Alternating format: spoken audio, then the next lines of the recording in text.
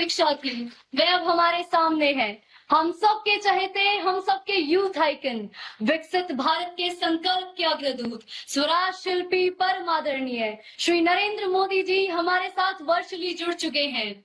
आदरणीय प्रधानमंत्री जी, मैं हरियाणा से माय भारत वॉलंटियर अपूर्वा शर्मा देश भर से वर्चुअली जुड़े माय भारत के युवा साथियों की ओर से आपका हार्दिक स्वागत, अभिनंदन एवं वंदन करती हूँ। साथियों, आइए सभी मिलकर अपने ओजी ग्रेटेस्ट ऑफ ऑल टाइम प्रधानमंत्री जी का स्वागत करें। आप सब युवाओं की मुस्कान एवं अथाह ऊर्जा स्पष्ट रूप से दर्शाती है कि आप सब कितने उत्साहित हैं। माननीय प्रधानमंत्री जी, आज आपका सानिध्य हम सभी माय भारत वॉलंटियर्स के लिए गर्व, प्रेरणा और संकल्प का अक्षय स्त्रोत्र है। आपके मार्गदर्शन में विकसित वाइब्रेंट विलेज प्रोग्राम सीमावर्ती गांव को विकास की नई दिशा देने का एक सशक्त राष्ट्रीय अभियान बन चुका है और इस यात्रा में युवाओं की सहभागिता इसकी सबसे बड़ी शक्ति है। और उसी को दर्शाते हुए आज विभिन्न राज्यों के 245 जिलों से 5000 से अधिक वॉलंटियर्स वर्चुअली हमारे साथ जुड़े हुए हैं। और अब इसी कड़ी में मैं आमंत्रित करना चाहूंगी अपने साथी माय भारत वॉलंटियर श्री दिव्यांश जोशी जी को, जो हमें विकसित वाइब्रेंट विलेज प्रोग्राम के बारे में बताएंगे और साथ ही अपना व्यक्तिगत अनुभव भी हमारे साथ साझा करेंगे। नमस्ते हम युवाओं के परम मित्र प्रधानमंत्री जी, मैं दिव्यांश जोशी माय भारत वॉलंटियर दादरा एवं नागर हवेली तथा दमन एंड दीव का रिप्रेजेंटेशन करते हुए विकसित वाइब्रेंट विलेज प्रोग्राम 2026 का हिस्सा बना। माय भारत के इस अवसर ने मेरे जैसे एक आम युवा को देश के सीमावर्ती गांवों में जाने का अवसर दिया, उन गांवों को देखने का अवसर दिया जिसकी मैंने कभी कल्पना भी नहीं की थी। इसके लिए मैं आपका और माय भारत का दिल से धन्यवाद करता हूं। माय भारत के अंतर्गत कई सारे कार्यक्रम किए जाते हैं, जैसे विकसित भारत यंग लीडर्स डायलॉग, विकसित Bharat youth parliament, budget quest, mentorship program, volunteership और भी कई, जिसके माध्यम से देश भर के 2,30,00,000 से अधिक युवाओं को आगे आने का मौका मिला है। यही तो है सच्चा नेशन फर्स्ट का स्पिरिट। प्रधानमंत्री जी, इस कार्यक्रम में 2,86,000 से अधिक युवाओं को देश भर में एक क्विज का आयोजन हुआ और उसमें पार्टिसिपेट करने का मौका मिला और उसी के माध्यम से 403 युवाओं को मौका मिला देश के सीमावर्ती गांवों में, वहां के गांवों में जाकर लोगों से मिलने का, इंटरैक्ट करने का और जुड़ने का। और मुझे यह मौका मिला हिमाचल प्रदेश के किन्नौर जिले के लियो गांव में।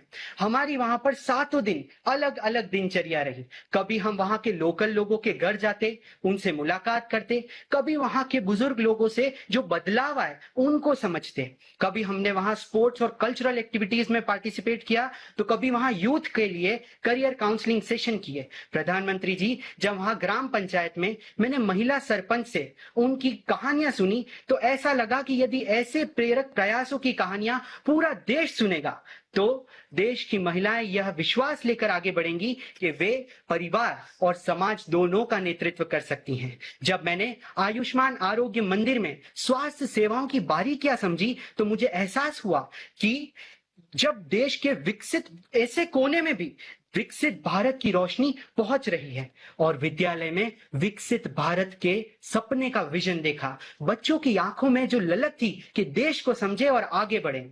और होम स्टे में एक माँ के हाथ का बना थैंकथुक और मोमोज खाकर यह रियलाइजेशन हुआ कि अपनापन ना किसी भाषा का न किसी राज्य का मोहताज है। सड़क के खतरनाक मोड़ पर बाइक राइडर की मदद करना भले ही एक छोटी घटना हो, पर सीख बहुत बड़ी थी। सेवा ही सच्ची राष्ट्रभक्ति है। प्रधानमंत्री जी, मन की बात में एक बार आपने हम युवाओं को कहा था कि देश के सीमावर्ती गांवों में जाओ, वहां के लोगों से इंटरैक्ट करो और उनकी संस्कृति को अपनाओ।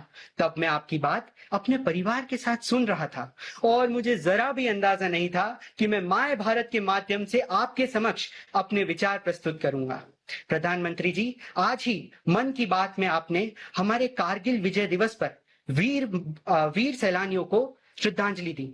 उसी भावनाओं को कंटिन्यू रखते हुए जब हमारे माय भारत वॉलंटियर्स ने भी, जब वे कारगिल वॉर मेमोरियल गए तो वहां पर हमारे देश के वीर सैलानियों को नमन किया। प्रधानमंत्री जी, देश के बुजुर्ग हमारे कहा करते थे पहले कि जितनी लंबी चादर हो उतने ही पैर फैलाओ।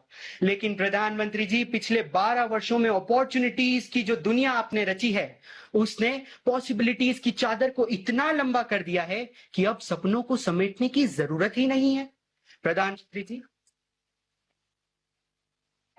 जी, मैं समस्त माय भारत वॉलेंटियर्स की तरफ से आपको यह आश्वासन देता हूं कि जिस विकसित भारत का संकल्प आपने लिया है और हमें दिया है, उसे पूर्ण करने में हम जेनजी तत्पर रहेंगे, क्योंकि जेनजी का मतलब है नेशन बिल्डिंग, जेनजी का मतलब है कैरेक्टर बिल्डिंग, जेनजी का मतलब है सेवा का पर्याय, जेनजी का मतलब है इनोवेशन, अर्थात जेनजी है नेशन फर्स्ट। प्रधानमंत्री जी, हम सभी युवाओं ने वहां पर जो कुछ एक्सपीरियंस किया उसे जर्नलाइज किया और हमने यह डिसाइड किया है कि हम उसे एक कंपाइल्ड एक्सपीरियंस नोट के जरिए आप तक जल्द ही साझा करेंगे। धन्यवाद। जय हिंद।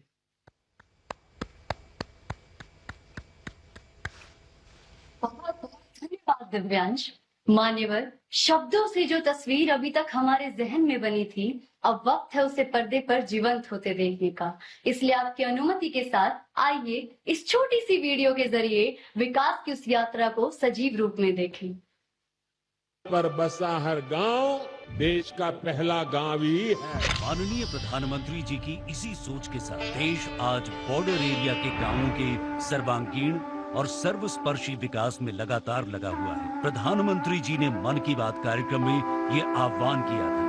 आप वाइब्रेंट विलेज अभियान का हिस्सा बनकर सीमावर्ती गांवों में एक अनोखा अनुभव ले सकते हैं। इसके साथ ही वहाँ कल्चर और स्पोर्ट्स एक्टिविटीज का हिस्सा जरूर बन सकते हैं। प्रधानमंत्री जी के इसी विजन के साथ भारत के बॉर्डर के गांवों के लोगों के अदम्य साहस, स्वाभिमान और देश प्रेम की भावना को और प्रगाढ़ करते हुए विकास को तेज गति देने की प्रेरक पहल है विकसित वाइब्रेंट विलेज कार्यक्रम।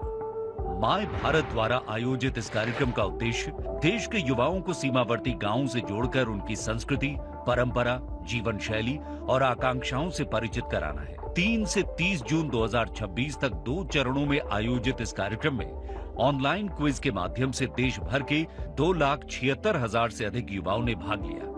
इनमें से चयनित 403 युवा स्वयं सेवकों को प्रशिक्षण के बाद लद्दाख, हिमाचल प्रदेश और उत्तराखंड के 74 सीमावर्ती गांवों में भेजा गया। आईटीबीपी के मार्गदर्शन में युवाओं ने सीमा सुरक्षा, आपदा प्रबंधन, योग और नेतृत्व का प्रशिक्षण प्राप्त किया। स्थानीय परिवारों के साथ रहकर उन्होंने सीमांत भारत की समृद्ध विरासत को निकट से जाना। ग्राम पंचायतों, किसानों, महिला स्व सहायता समूहों और स्थानीय समुदायों से संवाद के माध्यम से स्वयं सेवकों ने ग्रामीण विकास, आत्मनिर्भरता, स्थानीय आजीविका और महिला सशक्तिकरण के सफल मॉडल समझे।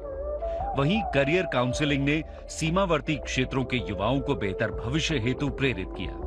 स्वच्छता अभियान, पर्यावरण संरक्षण, एक पेड़ वीरों के नाम के तहत वृक्षारोपण और नेशन फर्स्ट चैलेंज के माध्यम से स्वस्थ जीवन शैली और घरेलू पर्यटन को बढ़ावा देने का संदेश भी दिया गया।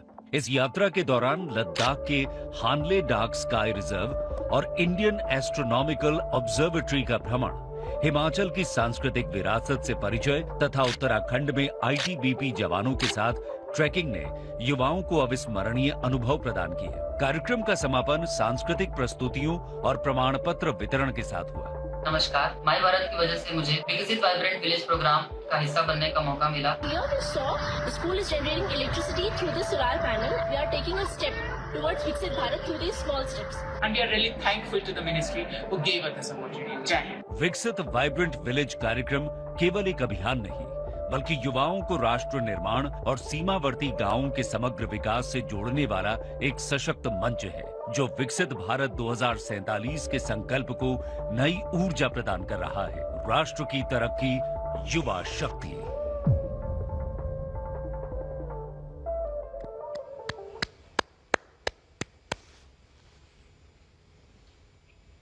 जिस क्षण का हम सभी को इंतजार था, वो अब आ गया है। माननीय प्रधानमंत्री जी, हमारे देश के वो चुनिंदा युवा साथी जिन्होंने सीमा के उन पहले गांव में जाकर इस कार्यक्रम का प्रत्यक्ष रूप से अनुभव प्राप्त किया है, वे आज आपके साथ अपने अनुभव साझा करेंगे। सर्वप्रथम मेरा अनुरोध है दादरा एवं नगर हवेली और दमन एवं दीव से हमारे साथ जुड़ी हमारी माय भारत वॉलंटियर निकिता सोलंकी जी से कि वे अपना अनुभव माननीय प्रधानमंत्री जी के साथ साझा करें। नमस्कार झूले माननीय प्रधानमंत्री जी, मैं सोलंकी निकिता प्रवीण, केंद्र शासित प्रदेश दादरा एवं नगर हवेली दमन और दीव से माय भारत की स्वयं सेविका हूँ सर। केम छो? जी सर। કેમ છો? સર બહુ જ મજામાં, તમે કેમ છો? આપણે એવા ને એવા.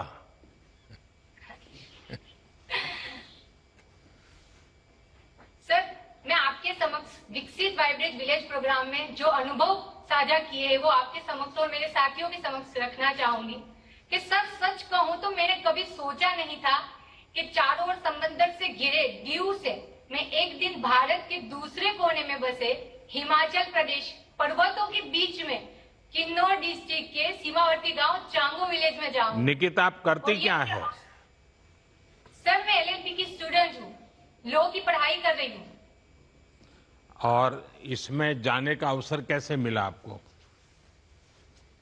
सर मैंने माय भारत में अपना रजिस्ट्रेशन करवाया और उसके बाद से मुझे मालूम हुआ कि एक आपने जो बताया था उस प्रकार से विकसित वाइब्रेट विलेज प्रोग्राम करके है जहाँ पे हम युवाओं को वहाँ पे जुड़ने का और कुछ सीखने का मौका दिया जा रहा है, वो भी क्विज के खातिर।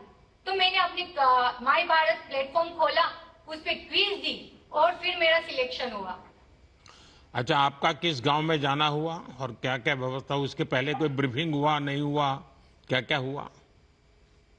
सर मैं यहाँ से रिकांगपियो गई थी सर। रिकांगपियो में हमारा वहाँ पे सब 3 दिन तक मेडिकल चेकअप हुआ, हमें ब्रीफिंग किया कि हमें कैसे जाना है, कहाँ जाना है।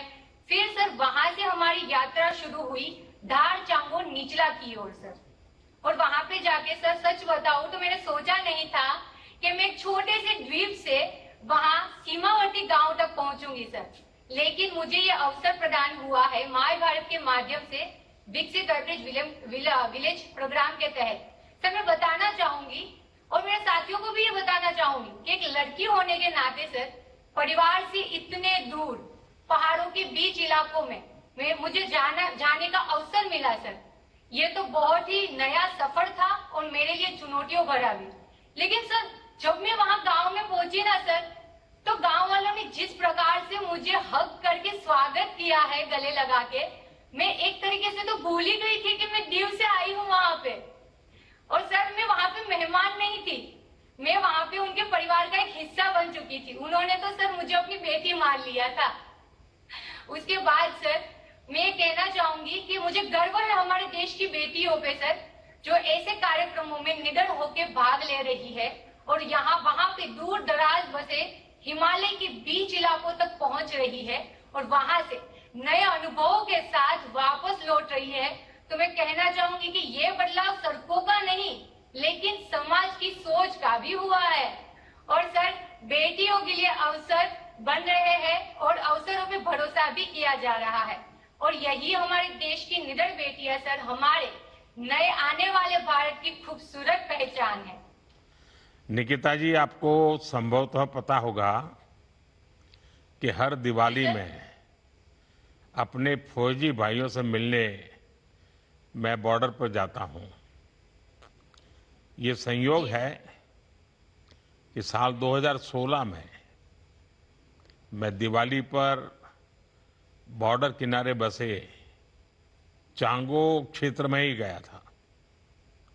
ओ सर। निकिता, आप चांगो के जिन गांवों में गई, क्या वहां महिला प्रधानों या जनप्रतिनिधियों से मिलने का अवसर मिला?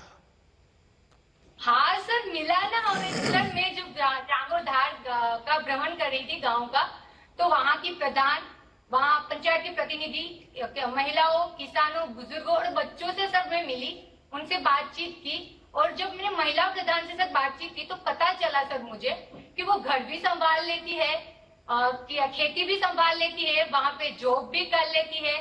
और उससे सर मुझे एक हिंदी फिल्म का डायलॉग याद आ गया, वो स्त्री है कुछ भी कर सकती है। उनसे जो बातें हुई आपको, क्या कोई कठिनाइयां भी बताती थी क्या? या उनके जीवन की कुछ विशेषताएं हैं जो हमारी तरफ नहीं होती हैं, ऐसा कुछ आपके ध्यान में आया क्या? हाँ सर, मैं जब यहाँ दिकांग पीओ से चांगो के लिए सर गई, तो मैंने तो अपनी तैयारी कर रखी थी कि वहां पे मैंने देखा था सर रील्स में कि वहां पे नेटवर्क्स नहीं होते, वहां पे लाइट नहीं आती सर। और जब मैं वहां पे निकली सर, और मैंने जो रास्ते देखे सर, पर्वत, इतने ऊंचे ऊंचे पर्वतों और ढलान वाली जगह पे इतने पक्के रास्ते, तब मैं सोच रही थी। फिर मैंने वहां के लोगों से जाके बात की, उनसे पूछा कि ये कैसे है, तो वो बोल रहे थे कि पहले ये सब नहीं था, पहले हमें बहुत तकलीफें होती थी, लेकिन ये सिर्फ संभव हो पाया है हमारे प्रधानमंत्री ग्राम सड़क योजना के तहत ये सड़कें बनी है। और साथ ही उन्होंने ये भी बताया मुझे, ये भी बताया कि पहले हमारे घर पे ना पीने का पानी नहीं आता था, लेकिन अब हमारे प्रधानमंत्री जी की वजह से आज जल जीवन मिशन के तहत हमारे घर पे पीने का पानी मिल रहा है। साथ ही सर उन्होंने मुझे ये भी बताया कि आप लोग तो ये सोच के आए थे ना कि यहाँ पे लाइट नहीं होगी, पावर बैंक लेके आए होंगे, तो मैंने बोला कि हाँ, तो उन्होंने बताया कि नहीं, यहाँ पे 24 घंटे बिजली रहती है और नेटवर्क कनेक्टिविटी रहती है। और यहाँ पे प्रधानमंत्री जी के वजह से आयुष्मान भारत के तहत हम सभी लोगों का स्वास्थ्य पे भरोसा भी बढ़ा है और हमारा जीवन आसान हुआ है। सर एक बात बोलूं मैं आपसे? हाँ बताइए। सर मैं कहना चाहूंगी कि पहली बार मैंने विकास कहाँ पे देखा पता है आपको? मैंने विकास देखा वहाँ की महिलाएं, बुजुर्गों और हंसते खेलते बच्चों के हंसते मुस्कुराते चेहरों में सर, और मैं खुद शॉक हो गई सर। अच्छा, वो लोग आपको क्या सवाल पूछते थे जब आप उनसे बात करते थे? मैं वहाँ पे गई, छोटी आयु के बच्चे होंगे, आपकी बराबरी के होंगे, कुछ महिलाएं, माताएं, बहनें होंगी, वो आपसे क्या जानना चाहती थी? सर वो पूछ रहे थे कि आप लोग यहाँ तक कैसे आए, आप कहाँ पे रहते हो, यहाँ पे तक कैसे पहुंचे आप, आपको कैसे पता चला कि सीमांत गांव यहाँ पे है, ऐसे ऐसे ये सब है। तो मैंने बोला उनको कि हमारे नरेंद्र मोदी जी ने, प्रधानमंत्री जी ने माय भारत प्लेटफॉर्म अवसर एक प्रदान किया है, प्लेटफॉर्म दिया है, जिसके थ्रू हम रजिस्ट्रेशन करवाया। उसके बाद हमें ये प्रोग्राम में क्विज कंपटीशन के द्वारा आने का मौका दिया गया। हमें तो पता भी नहीं था कि सीमा क्षेत्र में भी हमारे गांव है, लेकिन आज प्रधानमंत्री जी की वजह से हमें इस गांव तक आने का मौका मिला और देखने का मौका मिला। सर मैं बताना चाहूंगी कि वो जब मुझे पूछ रहे थे ना कि आप कहाँ पे रहते हो, तो मैं बताती थी कि मैं ना दादरा एंड नगर हवेली, दमन और दीव में रहती हूँ। तो कि वो कैसा दिखता है, तो सर मैं बड़े प्यार से बता दी। वो समुंदर के लिए पूछते होंगे कि समंदर कैसा होता है, क्योंकि आप तो समुद्री तट से गई थी। तो हाँ सर, मैंने उनको बताया। और छोटे छोटे सर बच्चे भी पूछ रहे, दीदी आप कहाँ से हो, कैसा दिखता है आपका गांव? तो मैंने उसको बताया कि हमारे द्वीप पे चारों ओर समंदर है। तो वो बोल रही थी सर मुझसे, मुझे भी ले चलिए ना दीदी, मुझे भी ले चलिए ना दीदी। तो मैंने बोला कोई बात नहीं, मैं तुमको भी लेके चलूंगी कभी किसी दिन। अच्छा, आने के बाद उनसे संपर्क रखा है? हाँ सर, मैं आने के बाद ना वहाँ पे जिसने बड़े प्यार से मुझे रखा था ना, शकुंतला मैम और सुभाष सर, उनसे मैं व्हाट्सएप पे बात होती रहती है सर। मैं बताना चाहूंगी, चांगो से सर वापस हम दिकांग पियो आए ना, तो आंटी फोन करके पूछती है कि बेटा पहुंच गए, सही है, तबीयत ठीक है, खाना खा लिया? सर मैं तो अपने घर पे फोन लगाना भूल गई थी। फिर एक दिन मेरे पापा ने फोन करके बताया कि निकिता हमको तो भूल ही गई हो लगता है। मैंने बोला कि मुझे महसूस ही नहीं हो रहा कि मैं अपने घर से दूर आई हूँ।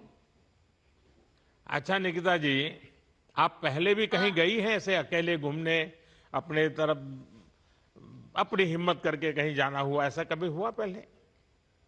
नहीं सर, ये पहली बार। अच्छा, पहली बार हुआ। तो घर के लोगों को क्या लग रहा है अब?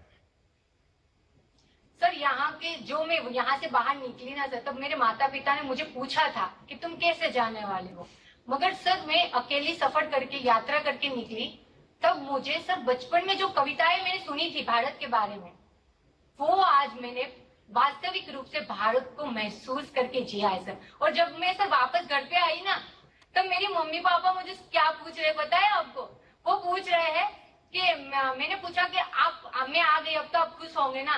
तो वो बोल रहे हमें भरोसा है हमारे प्रधानमंत्री जी पे कि हमारी बच्चियों को और से और ऊपर तक लेके जाएगी। मैं क्या, हाँ, हमारे प्रधानमंत्री जी की ही वजह से मैं वहां तक पहुंच पाई हूँ। कभी गांव वालों से वीडियो कॉन्फ्रेंस कीजिए और आपके पूरे परिवार को बिठाकर गांव वालों से बातचीत कीजिए, क्योंकि आजकल तो वहां भी 4G तो पहुंच ही चुका है। जी जी सर। सर मैं एक बात बोलूं आपसे? हाँ बोलिए, आप तीसरी बार बोल रही हो। सर मैं बताना चाहूंगी कि सर हम जब 7 दिनों तक वहां पे रुके ना सर, तो हम लोग अलग अलग एक्टिविटीज कर रहे थे सर। और पहली बार जब हम स्वच्छता अभियान के लिए निकले लोगों के साथ, तो हमने वहां पे कौन सा गीत गाया पता है सर? साफ सफाई करते करते हम गा रहे हैं, नौजवान आओ रे नौजवान गाओ रे। और सर ऐसा लग रहा था कि हम अपने घर में गीत गुनगुनाते हुए काम कर रहे हैं।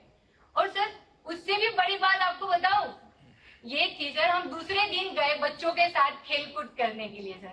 हम वॉलीबॉल खेल रहे थे और वहां के बच्चों के साथ मिलके सर जो हमने नारे लगाए हैं सर, आप सुनिए जरा। वो नारे ये थे सर, हम शिव शक्ति हैशा, हम युवा शक्ति हैशा, हम जीतने वाले हैशा, हम आदि शक्ति हैशा। सर ये सुन के तो पूरे बॉडी में रोंगटे खड़े हो रहे थे। लग रहा था सर कि जैसे हमारे आज की जो हमारे मीराबाई का जो प्रोग्राम होने वाला है एथलेटिक्स में, मैं सोच रही हूँ सर कि यही नारे मैं उसको प्रोत्साहित करने के लिए घर बैठे बैठे लगाऊं।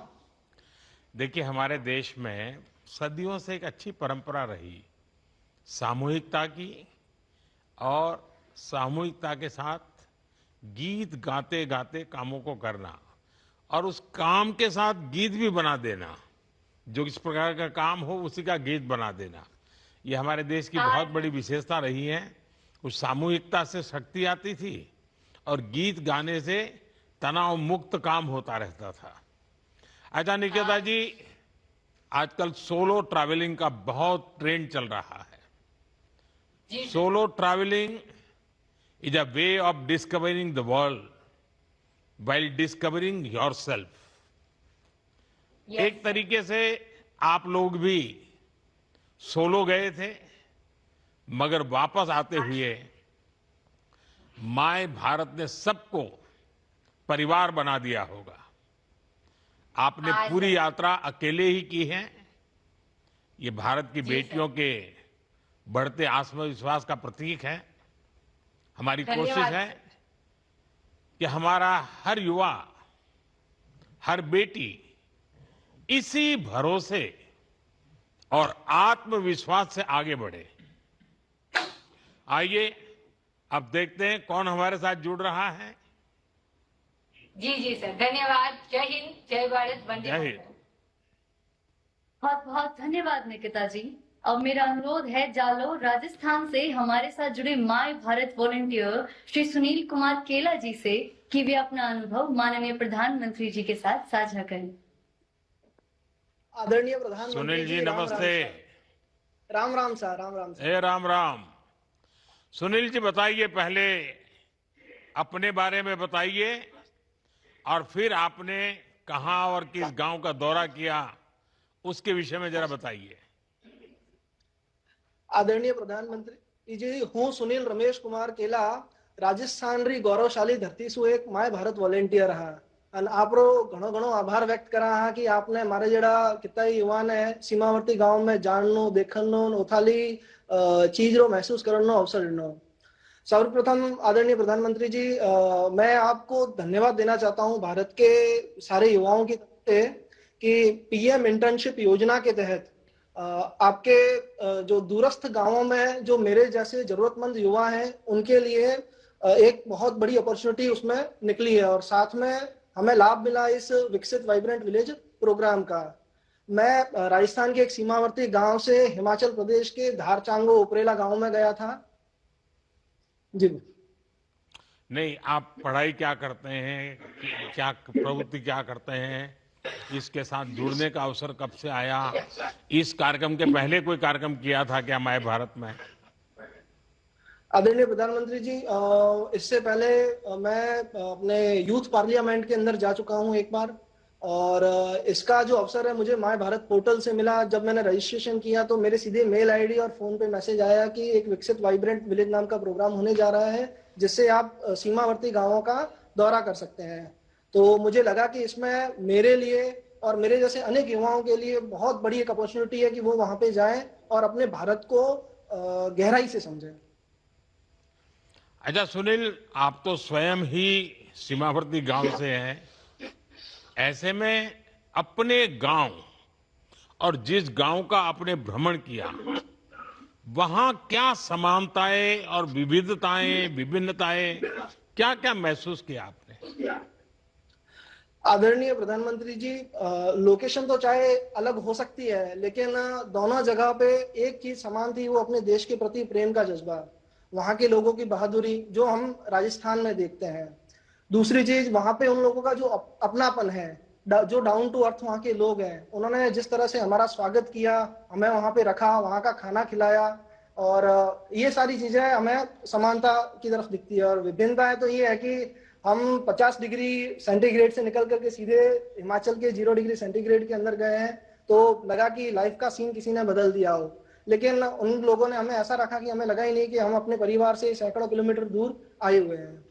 अच्छा, आप जब वहां थे तो वहां से अपने परिवार के साथ संपर्क करते थे?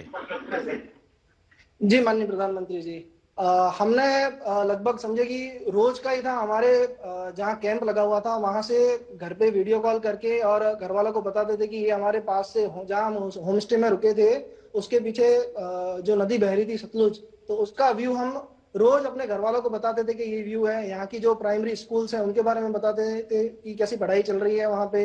वहाँ के जो जन औषधि केंद्र है, अस्पताल है, वहाँ का हमने बताया। जो खेल मैदान थे, जब वहाँ खेलने गए थे टूर्नामेंट, तो उसके बारे में हमने अपने घर पे वीडियो कॉल से बताया। वहां से अपने दोस्तों को कोई फोटो वोटो भेजी थी क्या? रोज रेगुलर फोटो भेजते थे, इंस्टा पे, व्हाट्सएप पे, फेसबुक पे पोस्ट करते थे। तो सारे लोग पूछने लगे कि भाई साहब कहाँ जा रहे हो, कैसे जा रहे हो, और आपने यहाँ पे जाने के लिए क्या यूज किया है। तो हमने उनको बताया कि माय भारत पोर्टल से रजिस्ट्रेशन करके और क्विज कंपटीशन जीत करके जो मेरा नंबर लगा है, जो मुझे चयनित किया गया है, वहां से उस माध्यम से मैं वहां पे पहुंचा हूँ। सुनील जी कहते हैं कि भ्रमण से भ्रम मिटते हैं, भ्रमण से भ्रम मिटते हैं। मैं ये योजना चाहता हूं कि भारत के बॉर्डर विलेजों को लेकर आमतौर पर जो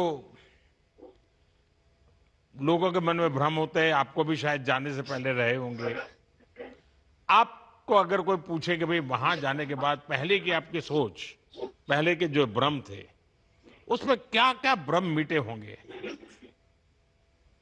आदरणीय प्रधानमंत्री जी, जब हमारी ब्रीफिंग नहीं हुई थी तब तक हमें ऐसा लगा कि हम वहां जाएंगे तो रास्ते कैसे होंगे वहां पहुंचने के लिए, वहां पे रहने के लिए जगह कैसी होगी, खाना कैसा मिलेगा, लाइट होगी या नहीं होगी, हमारा फोन चालू होगा कि नहीं होगा। ये सब चीजें बहुत सारी हमारे दिमाग में थी, क्योंकि ऑनलाइन जितने भी हमने आज पुराने वीडियो देखे हैं तो उसमें हमें ऐसा लगा कि वहां पे सुख सुविधाएं बाकी भारत से अलग है। क्योंकि मैं राजस्थान से रहता हूँ और एक बड़ा स्टेट है, बड़ा राज्य है, यहाँ लोग भी बहुत है और बाहर से लोग आते भी बहुत है। तो मुझे लगा कि बॉर्डर विलेज जो पहाड़ों के बीच में आया हुआ गांव है, वहां पे जाके कैसा होगा। लेकिन जब मैं वहां पे पहुंचा तो वहां की सड़कें हमारे राजस्थान की सड़कों को टक्कर दे रही थी। और जिस ड्राइवर भैया के साथ हम गाड़ी में बैठ के जा रहे थे, तो उन भैया ने हमें बताया कि आप जिस गाड़ी में अभी बैठ के गाने सुनते हुए मजे से जा रहे हो, यहाँ पे कुछ समय पहले तक खड्डे ही थे, बड़ी गाड़ियां आ जा नहीं सकती थी, और अब इतने शानदार हाईवे बन रहे हैं कि हमारे घर के बाहर ही सड़क आ रही है। क्योंकि हम 3 दिन बेस कैंप में रहे थे और वहां से निकल करके हमारी जो ब्रीफिंग हुई और उसके बाद हम वहां से निकल करके जहाँ अपने अपने गाँव में जा गए, जैसे मैं चांगो गाँव में गया था, तो उस गाँव तक के लिए हमें जो मन में कल्पना थी कि हम जाएंगे, जहां तक रास्ता जा रहा है वहां तक गाड़ी में जाना और फिर उतर करके ट्रैकिंग करके और हम अपने गाँव जाएंगे। तो जैसे ही हमारी आंख खुली उस बस में से, गाड़ी में से, तो हमने देखा कि हमारी जो बस रुकी हुई है वो जस्ट हमारे होम स्टे के बाहर ही रुकी है। तो वो कभी हमने विचार नहीं किया था। वहाँ के बुजुर्ग बताते हैं कि माननीय प्रधानमंत्री मोदी जी, आपके ही समय में उन्होंने आजादी के बाद पहली बार वहां से बिजली से बल्ब जलते हुए देखा है। उससे पहले जब भी अंधेरा होता था तो वो अपने घर से बाहर नहीं जाते थे। और हम वहां गए तो हमने रात में वहां पे बैडमिंटन भी खेला रात के समय, और एक बात तो मैं आपको बताना ही भूल गया माननीय मोदी जी कि वहां पे हर जगह पे सोलर प्लेट और लगी हुई है जहां से वो लोग बिजली यूज करते हैं। हमारे राजस्थान में मैंने बहुत सारी सोलर प्लेटें और पवन चक्कियां देखी है और रोज देखते भी हैं हम लोग, लेकिन वहां हमने देखा तो उन लोगों ने बताया कि ये हमारे माननीय मोदी जी की सोलर ऊर्जा से प्लेट बनी हुई है। अब उनको ये नहीं पता कि पीएम सूर्य घर योजना के तहत ये सारी सुविधाएं अब हर वहां पे आम जन को मिल रही है। अच्छा सुनील जी, अभी भी उन लोगों से कोई संपर्क रखते हो कि आते ही भूल गए उन लोगों को और वो आपको भी भूल गए? नहीं, जैसा पहले निकिता बहन ने बताया है, चूंकि हमारा होम स्टे एक ही था तो सुभाष जी और शकुंतला जी से आज भी संपर्क बना हुआ है। और सिर्फ वो गांव नहीं, हिमाचल में हमारे जो वॉलेंटियर थे, जो चंबा से थे, हमीरपुर से थे, अलग अलग कसोल से थे, तो उन सब से आज भी संपर्क बना हुआ है। और उनको मैं स्पेशली इनविटेशन देके आया हूं कि आप हमारे राजस्थान में आइए, क्योंकि आप भी सीमावर्ती क्षेत्रों में रह रहे हैं, और हमारे राजस्थान के जैसलमेर में आइए, तनोट माता मंदिर के दर्शन कीजिए, बाड़मेर में आइए। और आपके माध्यम से एक बार फिर मैं उन सबको निमंत्रण देना चाहूंगा कि आप आइए कृपया करके राजस्थान में। हमारे धोरों की जो आज इस कार्यक्रम में आपके गांव के लोग भी जुड़े हैं क्या, वहां के वाले? जी, जुड़े हुए हैं। अच्छा सुनील जी, आपसे बात करके लगा कि सीमावर्ती गांव चाहे राजस्थान का हो, कश्मीर का हो, हिमाचल का हो या फिर नॉर्थ ईस्ट का, हर जगह का युवा एक ही तरह से सोचता है। हमारे सीमावर्ती गांव के लोग भौगोलिक तौर पर भले ही दूर दिखे, पर भावनात्मक तौर पर देश से बहुत ज्यादा जुड़े हैं। इसी सोच के साथ हमने सीमावर्ती गांवों को देश का पहला गांव बनाया। वरना आपने तो अनुभव किया होगा, आजादी के बाद तो उन्हें आखिरी गांव कहकर छोड़ दिया गया था। Those who were last in priority earlier are now the first. आइए अब देखते हैं देश के किस हिस्से का युवा हमसे जुड़ रहे हैं। बहुत बहुत धन्यवाद। अनुरोध है हैदराबाद तेलंगाना से हमारे साथ जुड़ी चित्तूर की माय भारत वॉलंटियर भव्यश्री जी से कि वे अपना अनुभव हम सभी के साथ साझा करें। నమస్కారం గౌరవనీయులైన ప్రధానమంత్రి గారు, నా పేరు భవ్యశ్రీ. నేను ఆంధ్రప్రదేశ్లోని చిత్తూరు జిల్లా తరపున మై భారత్ భవ్య గారు. हाँ भव्या गारू, बताइए। Very good evening. पहले अपने बारे में बताइए, फिर किस गांव में जाना हुआ, आपको आज सिलेक्शन कैसे हुआ, जाने से पहले मन में कितनी दुविधाएं थी, क्या डर था, वो बताइए। Okay, sir. I'm the person who always learn beyond the academics, and I am always curious to learn new things, sir. That's how I connected with My Bharat and participated in every quizzes, and I got selected in Viksit Vibrant Village program. That was the greatest moment in my life, and where I created so many memories. And here, while starting from my native place Chittoor, there was some fear inside me, like the lifestyle there was very new, and the climate, food, culture, tradition, whatever it is, very new to us. But after reaching Harshal Valley in Uttarkashi, the interaction with the people and the warm welcoming of the officials was completely changed in my perspective. And we also interacted with ITBP officials also. So here we interacted with them, and I saw their discipline, humility, and dedication, commitment towards the nation, which made me proud to be an Indian, sir. And here we just met a local people, like in Harshal Valley, though such cute and sweet people they are. They welcomed with a lot of they took care and shown love to us, and they just gave me an aloo paratha, which was very new to us, and we just saw new type of foods there, and we had different cultural activities also, sir. At the same time, and we had a convo with some ITP My Bharat officials there, where they took care of us, and we stayed in one homestay in Mukwa, where the birthplace of Gangama. The interaction with them, people in staying home, that was very nice to us. It touched my heart, sir. Just in these 7 days, we felt like I am staying in my home only. Bhavya गारो, पिछले साल मार्च में ही मैं उत्तराखंड के मुखवा गांव गया था। Oh. और Yes, sir. अब तो आप देख करके आई हो, सचमुच में बहुत ही खूबसूरत गांव है। अच्छा, Yes, मैं sir, it जानना was चाहता very हूं, beautiful. क्या आप लोगों ने गांवों में अपनी उम्र के युवाओं के साथ मुलाकात की? उनसे किस तरह की बातें, उनकी क्या जिज्ञासाएं थी, क्या जानना चाहते थे? Yes, sir. Before that, I want to share that one thing in this beautiful part of this program was we met different young people from different states. We spoke different languages and came from different culture.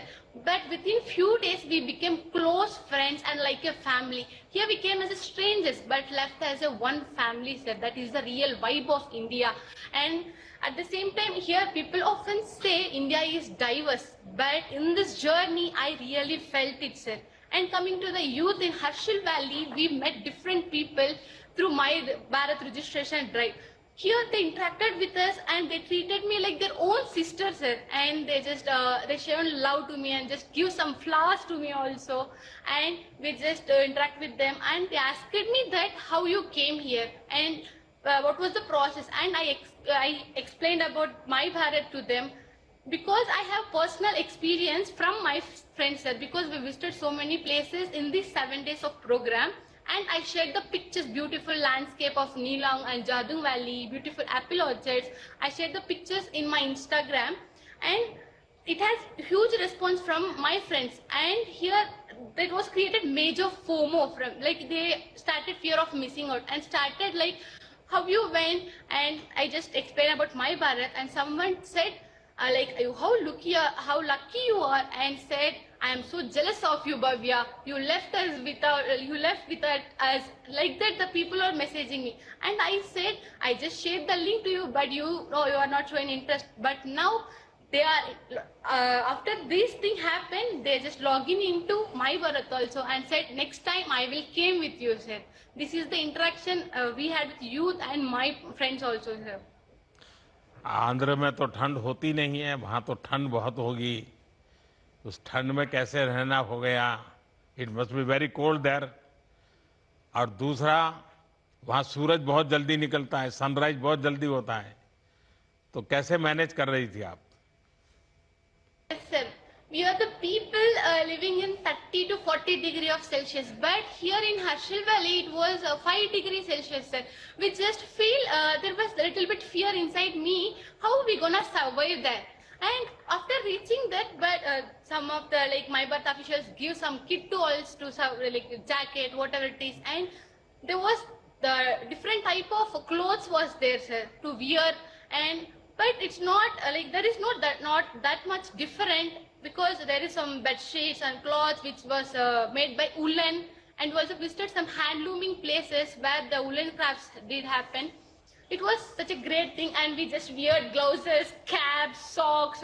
We just became like one army man, like jacket full of green color jacket and full of gloves and trekking shoes, whatever it is. It made us so warm, sir.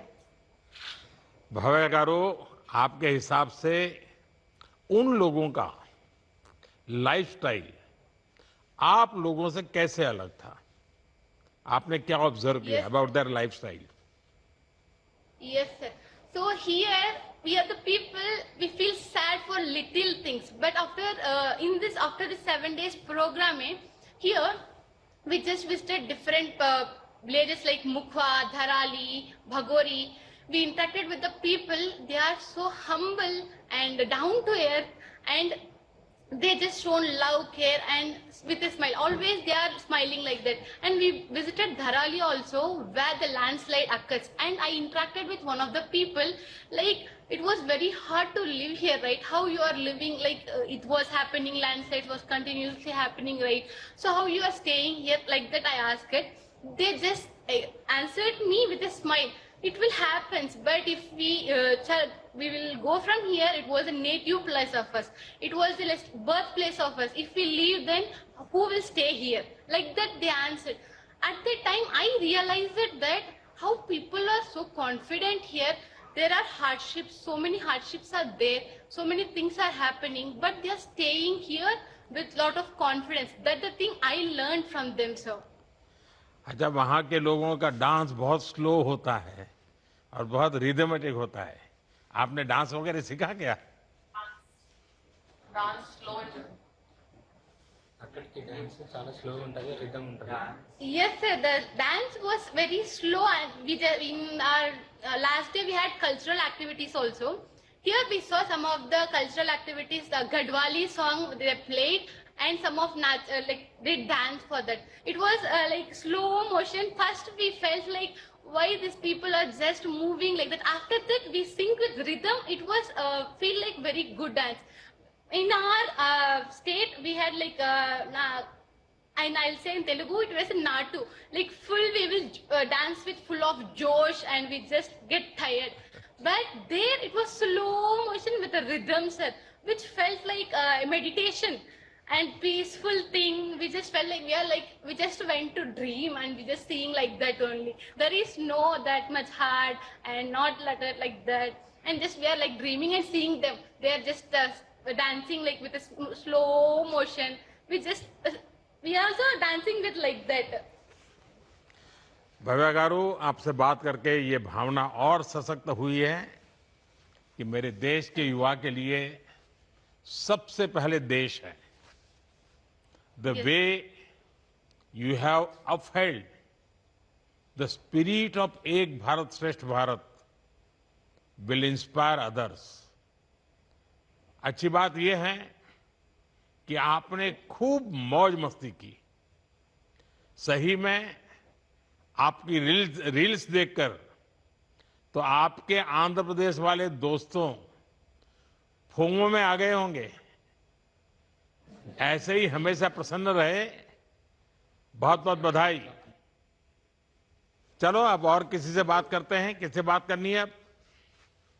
बहुत धन्यवाद भव्यश्री जी.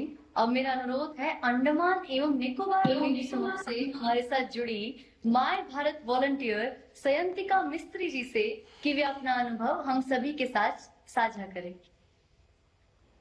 Namaskar to Honorable Prime Minister Sir. My name is Sayantika, a proud My Bharat volunteer from the very beautiful Andaman and Nicobar Islands. Sayantika, अभी तक जितने लोगों से मैंने बात की, मुझे लगता है आप यंगेस्ट वन दिखती हो. सबसे छोटी हो आप. Sir, I am 21. अच्छा सयंतिका, आपके विषय में बताइए. और दूसरा, आप किस गांव में गई, कैसे गई, कितना कठिन था वहां पहुंचना? जी सर.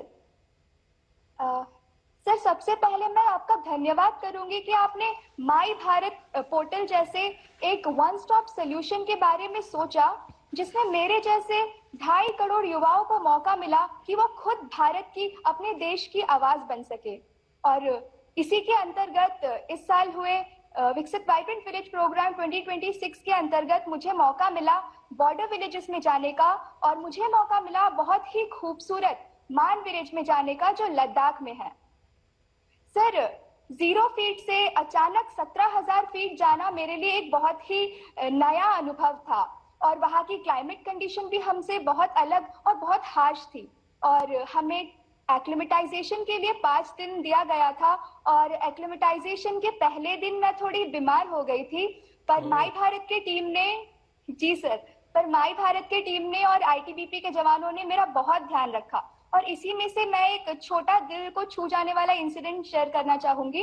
जब मैं बीमार हुई, मेरा ऑक्सीजन लेवल ड्रॉप हो रहा था एक्यूट माउंटेन सिकनेस के कारण, तब मुझे आईटीबीपी के हॉस्पिटल लेकर जाया गया 5th बटालियन से. तब सर मैंने वहाँ डॉक्टर को, आईटीबीपी के डॉक्टर्स को कॉन्वर्सेशन करते हुए सुना अपने ही जवानों से कि हम आपकी बाद में चेकअप करेंगे, पहले हमें इस बेटी को ठीक करना है जो हमारी मेहमान बनकर आई है. इससे मुझे पता चला कि हमारे आईटीबीपी के जवान ना सिर्फ हमारी बॉर्डर की रक्षा करना जानते हैं, बल्कि उनके मन में उनके देशवासियों के लिए भी कितना प्यार और कितना केयर है। जी सर। सयंतिका, आपने अंडमान निकोबार से लद्दाख तक की यात्रा पूरी की। जी एक द्वीप से 17,000 फीट तक की यात्रा का अनुभव, एक प्रकार से जमीन से शिखर तक जाना, आपके लिए अंडमान का जीवन, वहां के लोगों की कठिनाइयां, ठंड का मौसम, बहुत पतली हवा, आपको कैसा लगा, क्या अनुभव किया? सर, मैंने लद्दाख में जाकर ये अनुभव किया कि मैं जहाँ रह रही हूँ वहाँ डेली लाइफ कितना आसान है, और लद्दाख जाकर मुझे ये महसूस हुआ कि वहाँ ऑक्सीजन की कमी होती है, लो एयर प्रेशर की वजह से। और वहाँ जाकर मुझे ये महसूस हुआ कि वहाँ पर हर रोज अपने बॉडी को अडेप्ट कर पाना सर अपने आप में ही एक अचीवमेंट है। सर, इसके अलावा मैं जरूर कहना चाहूंगी कि क्लाइमेट की चिंता तो हमें थी ही, पर लद्दाख जाने से पहले, बॉर्डर विलेजेस जाने से पहले हमारी एक्सपेक्टेशंस कुछ ऐसी थी कि वहाँ पे इंटरनेट अच्छी नहीं मिलेगी, वहाँ सड़कें अच्छी नहीं होगी, तो हमने उस तरह से तैयारी कर हम बॉर्डर विलेजेस में गए थे। जैसे मेरे माता पिता ने मुझे कैश दे दिया था कि वहाँ पे जरूर कैश की जरूरत होगी क्योंकि इंटरनेट सेवा नहीं है तो यूपीआई वहाँ नहीं चलेगी। पर वहाँ जाकर मैं आश्चर्यचकित थी देखकर कि उन बॉर्डर विलेजेस को, जिन्हें लोग लास्ट विलेज कहते हैं, वहां पर सिर्फ इंटरनेट की अच्छी सुविधा मिल रही थी और हमने यूपीआई पेमेंट भी किया वहां पर। अब हम उसको प्रथम गांव कहते हैं, अब हम उसको लास्ट विलेज नहीं कहते हैं, फर्स्ट विलेज कहते हैं जी। तो वहां आपने यूपीआई किया? जी सर, वहां में मैंने यूपीआई किया। वहां के लोग यूपीआई के जानकार है, करते हैं यूपी का उपयोग? जी सर, बिल्कुल जैसा हमने सोचा था वैसा नहीं है, हमारे ही जैसा वो भी यूपीआई का इस्तेमाल, क्यूआर कोड रखते हैं, इवन वाईफाई भी रखते हैं कुछ कैफेज और होटल्स में। तो फिर तो आपको वाईफाई मिल गया, तो फिर तो आप अपने में ही खोई रही होगी। बिल्कुल नहीं सर, मैं वैसे उतना फोन देखती नहीं हूँ और वहाँ के वादियों में मैं तो बिल्कुल खोस ही गई थी, वहाँ के प्यारे प्यारे लोगों के साथ। ज्यादातर मैंने बच्चों के साथ बहुत टाइम स्पेंड किया और वहाँ के बच्चों के नाम भी सर बहुत प्यारे प्यारे और यूनिक से थे। मैं शेयर करूंगी, मुझे कुछ बच्चों के नाम याद है, गास्केट, बिस्किट, ढोलकर, नामयाल, तेंजिंग, ये सारे मेरे वहाँ बच्चे दोस्तों के नाम हैं जो मैंने बॉर्डर विलेजेस में बनाए। उन बच्चों के मन में सवाल क्या था? पूछते होंगे तुम ये समुद्र कैसा होता है, तुम अंडमान निकोबार से आई हो? जी सर, वो बच्चे जानना चाहते थे कि हम कहाँ से आए हैं।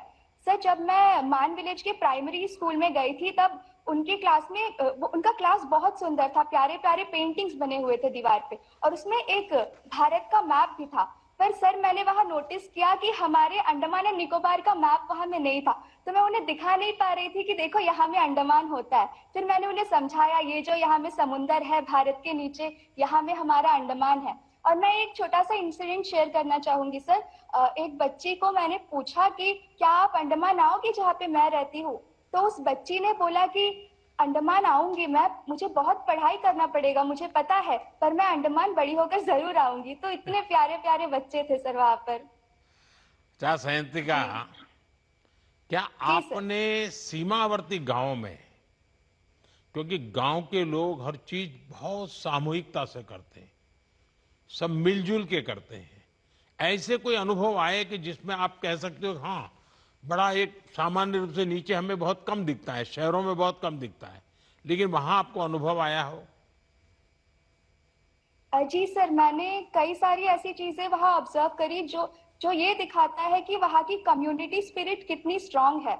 वहां में सर हमें लकीली एक शादी देखने का मौका मिला जहां में हमने देखा, अनलाइक हमारे सिटीज जहां पे हम कॉन्ट्रैक्ट देकर शादी करवा लेते हैं, होटल बुक करवाकर, वहां के सभी लोग मिलकर खाना बना रहे थे, वही चेयर लगा रहे थे, वही सब कुछ सजा रहे थे।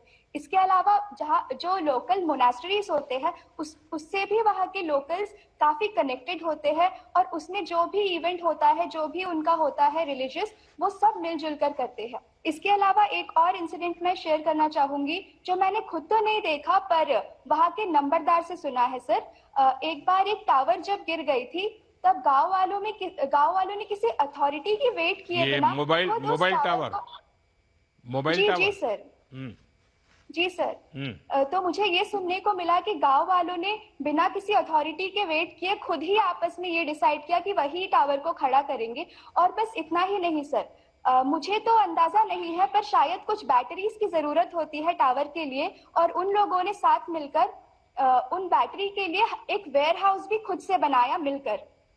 अरे वाह। जी सर, तो ये थी वहाँ के लोगों की कम्युनिटी स्पिरिट। इससे मैंने भी बहुत कुछ सीखा। सयंतिका, निश्चित तौर पर ये यात्रा आपके जीवन पर बहुत प्रभाव डालेगी। जी सर। When you कभी नहीं share भूलूंगी। joy, it multiplies. आप जब अपने घर के लोगों से बातें करें, अपने दोस्तों से बातें करें, स्कूल कॉलेज में शायद इस अनुभवों को शेयर करें, तो इसके विषय में कुछ न कुछ लिखते रहना चाहिए। इन अनुभवों को एक किताब के रूप में, आर्टिकल के रूप में, और औरों में भी जागरूकता फैलानी चाहिए कि देश कितना विशाल है, देश के लोगों की भावना कैसी है। और आपकी यात्रा ने जिस प्रकार से आपको मन को देश के प्रति लगाव पैदा करने वाला, देश का एक अनुभव करने वाला, इन सारी चीजों को आपने शेयर करना चाहिए, औरों को सिखाना चाहिए, समझाना चाहिए। चलिए, बहुत अच्छा लगा। धन्यवाद। आपको बहुत बहुत बधाई। आइए अब देखते हैं देश के किस हिस्से से हम जुड़ रहे हैं। आपका बहुत बहुत धन्यवाद सयंतिका। और अब मेरा अनुरोध है जौनपुर उत्तर प्रदेश से हमारे साथ जुड़े माय भारत वॉलंटियर आशीष सोनी जी से कि वे अपना अनुभव हम सभी के साथ साझा करें। नमस्कार माननीय प्रधानमंत्री जी। नमस्ते आशीष जी। मैं आशीष सोनी उत्तर प्रदेश के जौनपुर जिले का एक गर्वित वॉलंटियर हूँ। मैं शक्तिपीठ माँ शीतला के पावन धरातल से हम सब के चहेते और हम सब युवाओं के फ्रेंड्स माननीय प्रधानमंत्री जी को प्रणाम करता हूँ।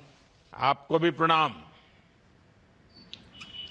सर, सबसे पहले मैं आपको हृदय की गहराइयों से धन्यवाद देता हूँ कि आपने इस बार बजट निर्माण की प्रक्रिया में युवा की आवाज को महत्व दिया तथा उनके विचारों और सुझावों को भी इंक्लूड किया।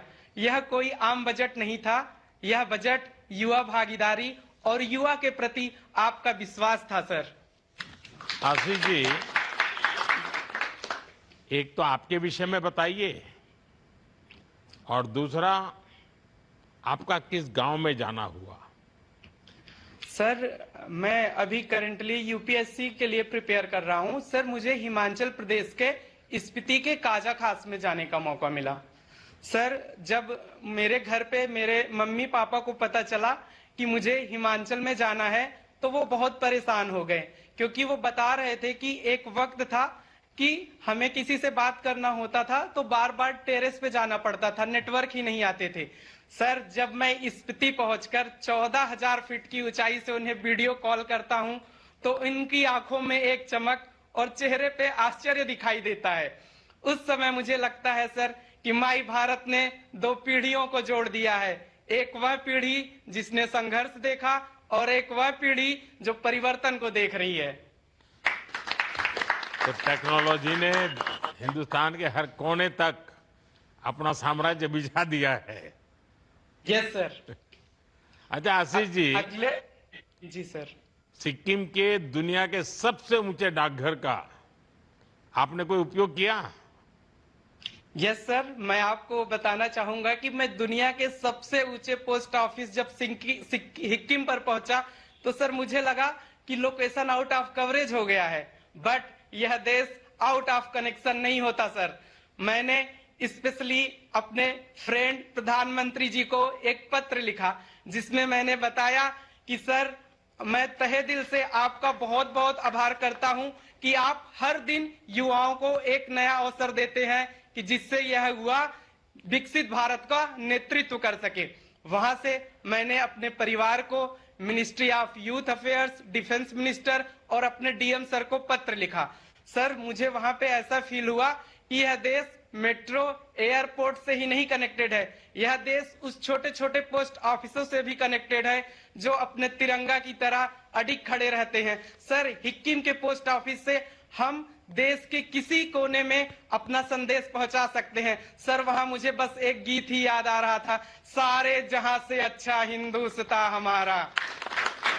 आशीष जी, दुनिया के सबसे ऊंचे पोस्ट ऑफिस में जाना ये अपने आप में जीवन की बड़ी महत्वपूर्ण घटना है। क्या आपने वहां खड़े होकर कोई सेल्फी ली, फोटो लिए, उस डाकघर के फोटो अपने दोस्तों को भेजे? आपके जीवन की वो यादगार घटना को आपने कैमरा में कैच किया क्या? सर मैंने बहुत सारी फोटो लिए, रील्स बनाई, ब्लॉग्स भी बनाया और सोशल मीडिया पे अपलोड भी किया और माई भारत गवर्नमेंट ने उसको सर रिपोस्ट भी किया है। नहीं, उस डाकघर का? जी सर मैंने लिया। हाँ। बहुत सारे फोटो बनाए सर, ब्लॉग्स बनाए, रील्स बनाई। अच्छा आशीष, जब आपने इस सीमावर्ती गांव में, और वहां भी कहते हैं कि अब तो हर गांव में डिजिटल पेमेंट पहुंच गया है, शायद वहां यूपीआई का भी पेमेंट हुआ होगा, वो भी कभी अनुभव आया क्या?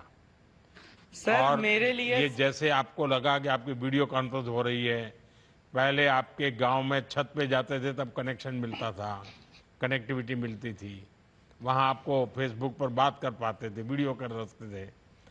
ये डिजिटल ट्रांजैक्शन का हमारा काम जो चल रहा है उसका वहां क्या अनुभव है? सर मेरे लिए सबसे आश्चर्यजनक बात ये रही कि 14,500 फीट की ऊंचाई पर क्यूआर कोड से पेमेंट करना। सर जहां सांस लेना मुश्किल था, ऑक्सीजन की कमी थी, वहां पे डिजिटल इंडिया पूरी सहजता के साथ चल रहा था। मैंने डिजिटल इंडिया को बस एक मिशन ही नहीं समझा सर, डिजिटल इंडिया एक ऐसा मिशन है जो देश के कोने कोने में लोगों का विश्वास बना हुआ है। अच्छा, आने के बाद आपके दोस्त आपको क्या पूछ रहे हैं और आप क्या बता रहे हैं? सर आने के बाद सबने पूछा कि कैसे गए, क्या हुआ, फिर मैंने माई भारत के रजिस्ट्रेशन के बारे में उनको बताया। सर मैं आपसे एक एक्सपीरियंस और शेयर करना चाहता हूं कि सर मुझे सेल्फ हेल्प ग्रुप में माताओं बहनों से मिलने का मौका मिला। जब मैं वहां पर पहुंचा तो सर मैंने अपनी आंखों से देखा कि वो विकसित भारत और आत्मनिर्भर भारत का भविष्य लिख रही है। किसी के हाथ में फोन है, वो डिजिटल माध्यम का प्रयोग करके अपना सामान बेच रही है, कोई माताएं बहनें होम स्टे चला रही हैं, और सर ये वहां सी बख्तून की खेती होती है, कोई सी बख्तून से एनर्जी ड्रिंक बना रही हैं। मैंने उन सब के साथ मिलके बैठ के सर उन्हें पीएम मुद्रा योजना के बारे में बताया, दीनदयाल अंत्योदय योजना के बारे में बताया कि किस इस सब गवर्नमेंट स्कीम का वो प्रयोग करके ज्यादा से ज्यादा अपने इकोनॉमिक एक्टिविटी को बूस्ट कर सके सर। और मेरे लिए सबसे अच्छा ये था कि सर मैं चीचम ब्रिज पर गया। 2017 के पहले चीचम ब्रिज बना सर। 2017 के पहले कोई भी कनेक्टिविटी किब्बर गांव से और चीचम से कुछ नहीं था सर। वो बॉर्डर रोड ऑर्गेनाइजेशन ने जब वो ब्रिज बनाया, आज किब्बर और चीचम गांव की कनेक्टिविटी बहुत अच्छे से हो गई है। वहां पे टूरिज्म सर बहुत अच्छे से बढ़ रहा है, इकोनॉमिक एक्टिविटी बहुत अच्छे से बूस्ट हो रही है, और सर वहां पे नाइट टूरिज्म का स्कोप बहुत अच्छा है, क्योंकि रात में सर वहां पे जो तारे हैं बहुत क्लियर दिखाई देते हैं। शॉपिंग वगैरह किया कि नहीं किया? हाँ सर बहुत शॉपिंग किया, डिजिटल पेमेंट किया। क्योंकि मैं देश के सब लोगों से आग्रह करता हूं कि आप कहीं यात्रा पर जाएं, कहीं टूरिज्म पर जाएं, तो ये हमारा जिम्मा है कि हमारा टोटल जो खर्च है, बजट यात्रा का या प्रवास का या टूर का, ट्रैवल का, पूरा खर्चा घर से निकले तब तक उसका कम से कम 5% पैसा स्थानिक लोगों से कुछ न कुछ खरीदना चाहिए, कुछ न कुछ खरीद के लाना चाहिए, ताकि वहां के लोगों को भी रोजगार मिले और उनकी पहचान हिंदुस्तान के कोने कोने तक पहुंचे, और इसलिए खरीद जरूर करना चाहिए। चलिए आशीष जी, बहुत अच्छा लगा आप सबसे बात करके, सभी नौजवानों से बात कर करके। मेरी तरफ से आपको शुभकामनाएं हैं। शायद अभी भी कुछ कार्यक्रम बाकी हैं, मैं इंतजार करता हूं क्या सूचना आ रही है। सभी का बहुत बहुत धन्यवाद। साथियों, अभी अभी हमने जो सुना वह मात्र एक साधारण संवाद नहीं था, बल्कि वह हमारे युवा साथियों के देश की सीमाओं के साथ प्रथम साक्षात्कार की स्मृतियां थी। और सर, यही तो वह भावना है जो विकसित वाइब्रेंट विलेज प्रोग्राम की नींव है, जहां आपने ठान लिया है कि सीमा पर बसा हर गांव अब आखिरी गांव नहीं बल्कि देश का पहला प्रहरी और विकसित भारत का पहला द्वार बनेगा। तो युवा साथियों, इस मिशन को नई ऊंचाई देने के लिए अब उनके शब्दों का इंतजार है जो देश के सबसे बड़े प्रेरणा स्रोत हैं। इसलिए मैं अत्यंत आदर, गर्व एवं सम्मान के साथ हम युवाओं के मित्र माननीय प्रधानमंत्री जी को उनके प्रेरणादायी संबोधन हेतु सादर आमंत्रित करती हूँ।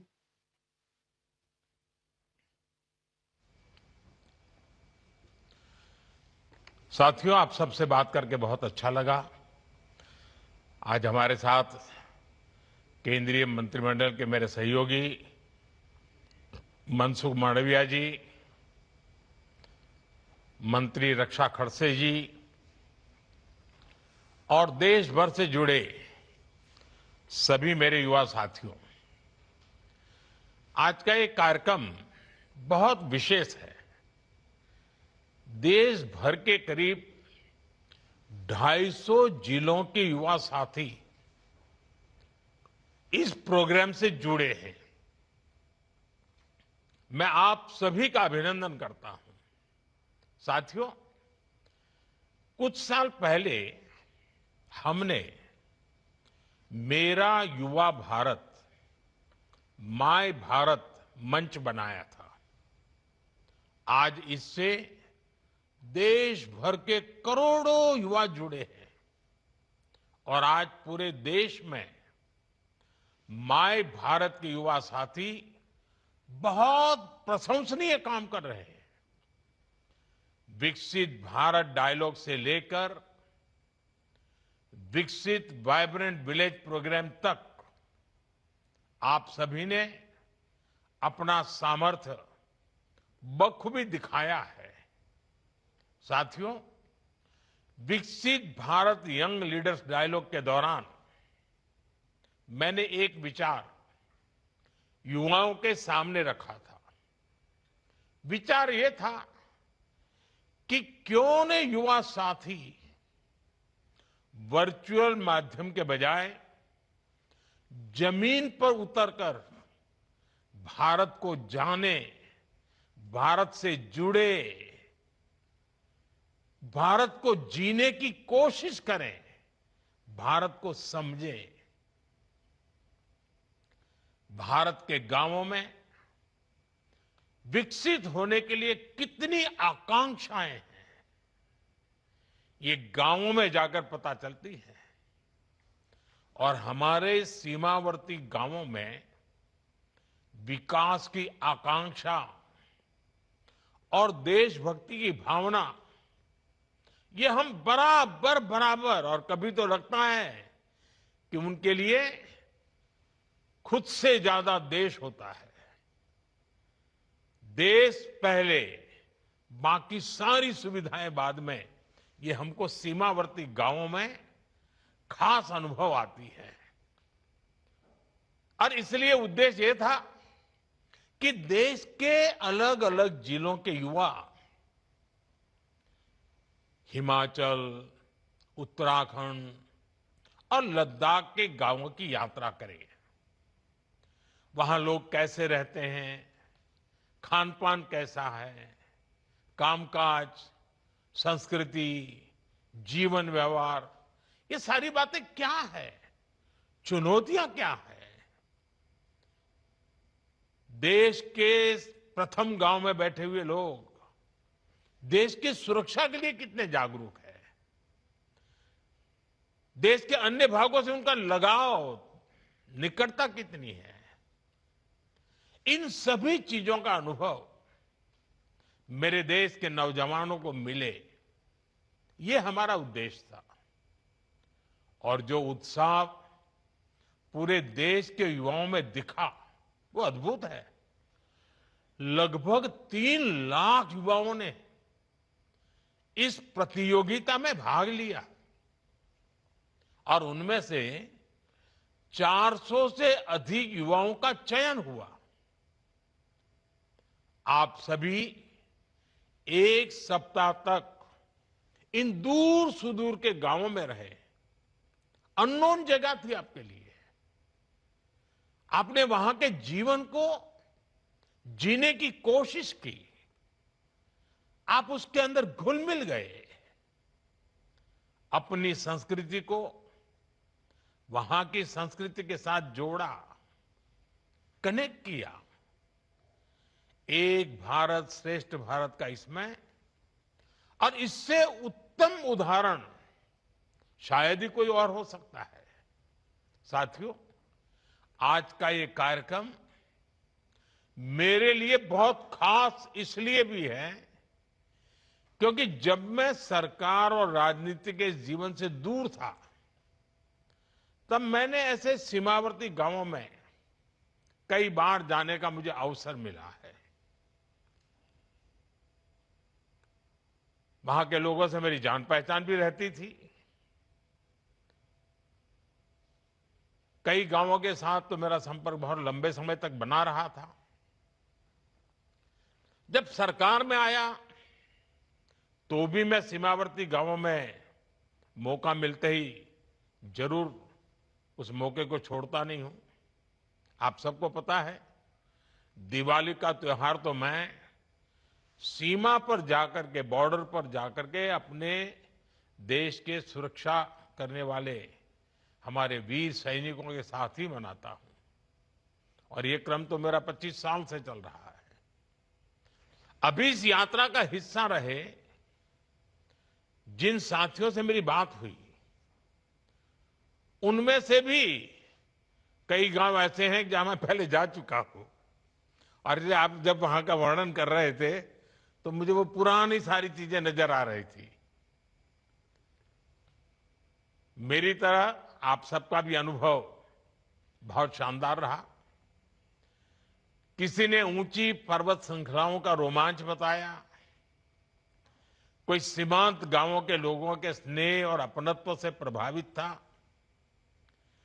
किसी ने वहां के बच्चों के सपनों को करीबी से देखा, तो कोई हमारी सेना के अद्भुत साहस और अनुशासन का साक्षी बना। यानी विकसित वाइब्रेंट विलेज का ये पूरा एक्सपीरियंस बहुत शानदार रहा।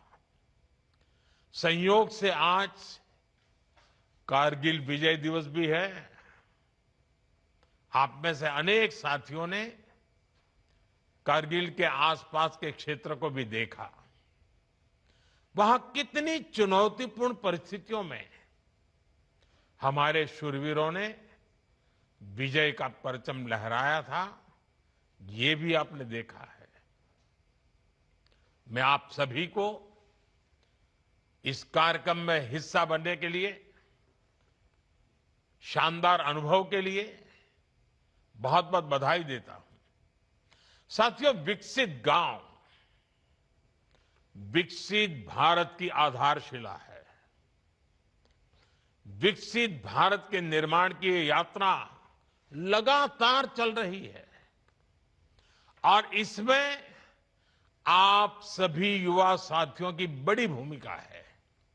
इसलिए जब देश का युवा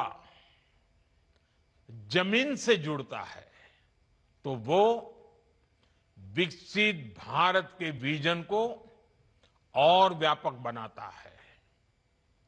ये युवा मन में देश के लिए जीने, देश के लिए कुछ करने के संकल्प को और मजबूती देता है। साथियों, इस अभियान में आपने अनुभव किया होगा कि बॉर्डर के गांवों का जीवन कितना कठिन होता है, लेकिन हर कठिनाई के बावजूद सीमावर्ती गांवों के लोग देशभक्ति को पल प्रतिपल जीते हैं। कुछ वर्ष पहले तक तो बॉर्डर के गांवों को अंतिम गांव कहकर अपने हाल पर छोड़ दिया गया था। इन गांवों में सड़क, बिजली, पानी, स्कूल, अस्पताल, ऐसी हर बेसिक सुविधाओं का अभाव था। संभव है कि आपने भी ऐसी अनेक कहानियां वहां के लोगों से सुनी होगी, पहले के हाल उन्होंने बताए होंगे, और हमें इस पर गर्व होना चाहिए कि ऐसी परिस्थितियों में भी सीमावर्ती गांवों के लोगों की देशभक्ति कभी भी रत्ती भर भी कमजोर नहीं पड़ी। इसलिए साथियों, हमारी सरकार ने इन सीमावर्ती गांवों को देश का प्रथम गांव माना। वो प्रथम गांव जहां सुबह की पहली किरण भारत का अभिवादन करती है और जहां आखिरी किरण गुड नाइट कह करके विदा लेती है, जहां सबसे पहले तिरंगा हवा से संवाद करता है, जहां से दुनिया भारत को पहली बार देखती है। ये सोच बदलने का ही परिणाम है कि आज हमारा सीमांत क्षेत्र बदल रहा है। कई गांवों में आजादी के बाद पहली बार बिजली पहुंची, पहली बार सड़क पहुंची, पहली बार घर में नल से जल पहुंचा, पहली बार घर में गैस कनेक्शन पहुंचा।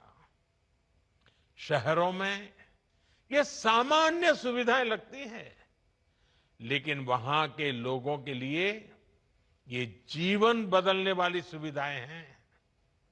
इसके कारण वहां किसान, बागवान का जीवन बदल रहा है। फल सब्जी बड़ी बड़ी मंडियों तक पहुंचाने आसान हुए हैं। बेहतर कनेक्टिविटी के कारण अब जीवन रुकता नहीं है, नॉन स्टॉप चलता है। और आपने ये भी देखा होगा कि आज दूर सुदूर के इन गांवों में भी बेहतरीन इंटरनेट कनेक्टिविटी है। आप जो साथियों ने बताया, कितनी खुशी से बता रहे थे। साथियों, ऐसी ही हर सुविधा का एक और फायदा हुआ है। आज इन क्षेत्रों में पर्यटन भी फल फूल रहा है। जो गांव वीरान पड़ गए थे, आज वहां फिर से चहल पहल होने लगी है। बेटियां स्कूल कॉलेज जाती हैं, अच्छी पढ़ाई और अच्छी कमाई का माहौल भी बन रहा है। और वाइब्रेंट विलेज प्रोग्राम सीमावर्ती गांवों के इस विकास को और गति दे रहा है। साथियों, विकसित वाइब्रेंट विलेज की ये यात्रा सबको जोड़ने और सबसे जुड़ने का ही एक सशक्त माध्यम है। और अब आप सभी की जिम्मेदारी और भी अधिक बढ़ गई है। आपकी ये यात्रा यूनिटी थ्रू पार्टिसिपेशन की यात्रा है। भारत का युवा जितना ज्यादा भारत के सीमावर्ती गांवों को जानेगा, उतना ही वो भारत को सरलता से जानेगा, वो भारत के कोने कोने के साथ सरलता से जुड़ेगा और ये प्रयास नई मजबूती का कारण बनेंगे। आप भी जरा याद कीजिए, इन गांवों के घर आपके लिए, देखा होगा आपने, कोई अलग गेस्ट हाउस नहीं था, कोई होटल नहीं थी। ये सिर्फ गांव, पूरा गांव एक प्रकार से मेहमान नवाजी कर रहा था। लेकिन आपने देखा होगा कि आपका सिर्फ गांव में रहना हुआ इतना नहीं, आपके लिए ये मुलाकात गांव के जीवन से जुड़ने की यात्रा एक प्रकार से संस्कृति की पाठशाला भी बन गई। वहां आपको सुविधाओं से भी ज्यादा संतोष और सम्मान मिला। आप जो कुछ भी अनुभव करके आए हैं वो किसी क्लासरूम में सीखने को नहीं मिलेगा। इसलिए आप सब ने जो अनुभव किया है उसे आप अन्य युवाओं को शेयर कीजिए, उन्हें भी प्रेरित कीजिए कि ज्यादा से ज्यादा संख्या में हमारे युवा बॉर्डर के गांवों को विजिट करें। जितने ज्यादा युवा वहां जाएंगे, वहां रहेंगे, तो वे देश को देखेंगे, देश को समझेंगे। और जब लोग गांवों में जाना शुरू करेंगे तो फिर उन गांवों में सुविधाएं भी और तेजी से पहुंचेगी। साथियों, हमारी सरकार इन सीमावर्ती गांवों में टूरिज्म को बहुत प्रोत्साहित कर रही है। आप सरकार के इन प्रयासों को विस्तार दे सकते हैं।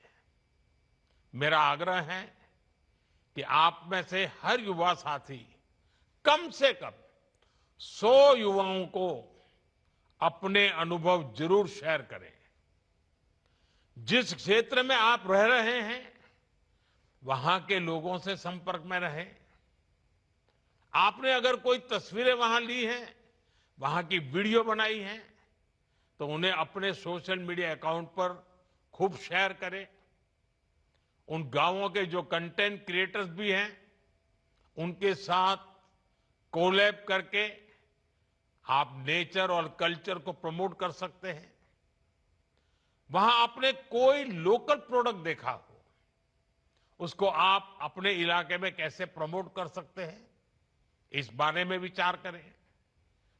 इंटरनेट पर जानकारियां तो बहुत होती है, लेकिन आप इन गांवों की ऑथेंटिक जानकारियां साझा कर सकते हैं। आप अब खुद भी अपने दोस्तों के साथ, अपने परिवार के साथ इन गांवों में घूमने फिरने जाएं। और मैं तो स्कूल, कॉलेज, यूनिवर्सिटी से भी कहूंगा कि आप बॉर्डर विलेज के एजुकेशन टूर भी आयोजित कर सकते हैं। साथियों, मेरा हमेशा से ही ये दृढ़ विश्वास रहा है कि भारत के आप जैसे नौजवान 21वीं सदी की दुनिया को शेप करने वाले हैं। भारत के युवा की यही असली नियति है। आज का युवा विकसित भारत की ऊर्जा भी है और विकसित भारत का सबसे बड़ा लाभार्थी भी है। इसलिए युवा शक्ति जब देश की चुनौतियों और समाधानों से सीधी जुड़ेगी तो भविष्य निश्चित ही उज्जवल होगा। इसी भावना के साथ आप सभी को फिर से बहुत बहुत शुभकामनाएं, बहुत बहुत धन्यवाद।